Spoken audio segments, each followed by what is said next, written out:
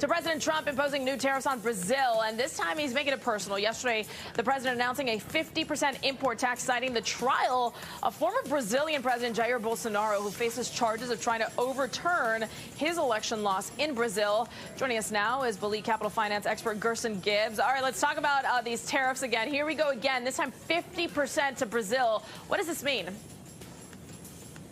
This means that Trump is trying to make a point, and Trump shows that he stands behind his allies. And, again, he mentioned that there were some trade deficits, and Brazil is 18th in imports to the United States. So this is a pretty big deal. And I think that Trump is also stating a message that unfair treatment during elections is not something he stands behind, but he does stand behind his allies.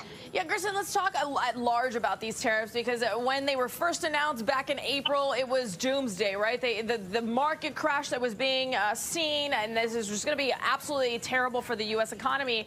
Here we are, mid-July, and things nothing's really changed. Well, something's changed because the market is the highest it's been in many years. For the positive, right? For the positive, absolutely. Again, this is what I mentioned months ago. I think that Trump is using the tariffs as a tool to just bring balance to the United States, bring some more wealth into the economy, and bring some more positive movements in the stock market. And I think it's been working. I think the tool has been used in a great fashion, and the results are showing it. Do we know anything about the latest in the trade war with China, where we stand right now? Because that seems to be, if you will, tariff enemy number one. Well, that's that, for lack of better terms, tariff enemy number one. And I think that it's still going through the negotiations. I think things have been kind of halted a little bit while negotiations continue with China. But again, Brazil is 18th, so this is the second largest nation that tariffs are being imposed on. And initially, the largest tariffs that were imposed by President Trump, he started with 10%, and it just jumped to 50%. Yeah, and to your point, I think this is more, it seems as though political, trying to prove a point here, standing behind Bolsonaro, who was a huge ally of the president, and we'll see what happens from there.